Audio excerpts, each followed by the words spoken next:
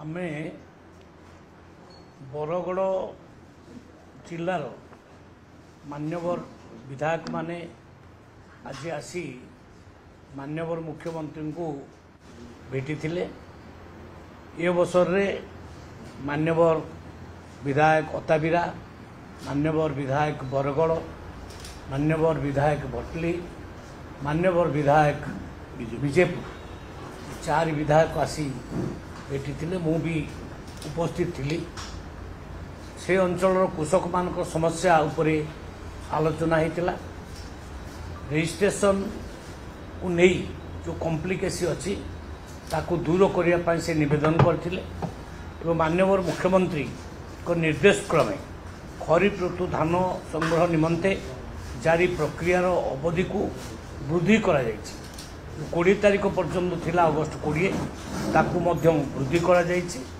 एही पंजीकरण प्रक्रिया गत जुलाई मासरू तारीख ठारू आरंभ करी एही मास 20 तारीख पर्यंत ये थिला।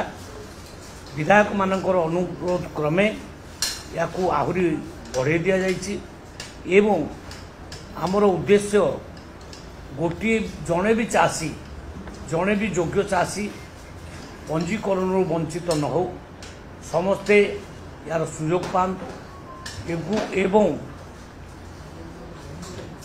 ये पर्यंत 10,93,220 जन चाषी पंजीकरण ऑलरेडी कर सारी। ये प्रक्रिया को सरलीकरण करने मान्यवर मुख्यमंत्री निर्देश देते। से हिसाब रे केवल एक अंडरटेकिंग फॉर्म रे साइन करिकि कृषक माने तांकर पंजीकरण करें।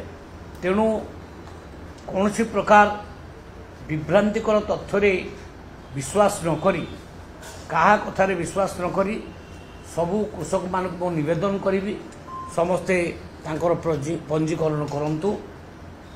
ये विगत 24 वर्ष भितर कृषक मानकू बीजेडी सरकार धपेची 100 टंका बोनस दबा कहीकि दे पारि ना, किंतु आम सरकार जहाँ कही ताहा करिकि देखैछि।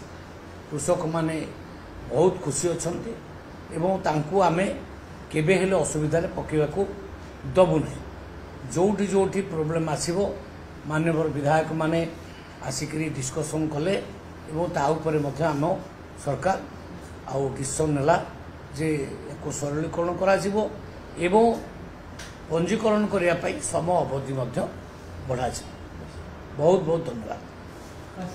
छुट्टी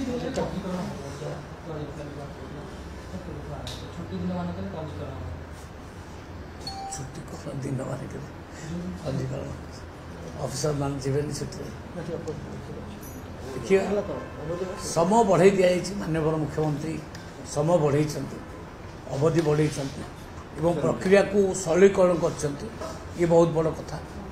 मोर निवेदन एति कृषक माने कहा कथार न पड़ी कहा कथार न भासी जाए सरकार तांको सहित अछंती। सरकार केबे हेले कृषक मान हैरान करिवे नाही।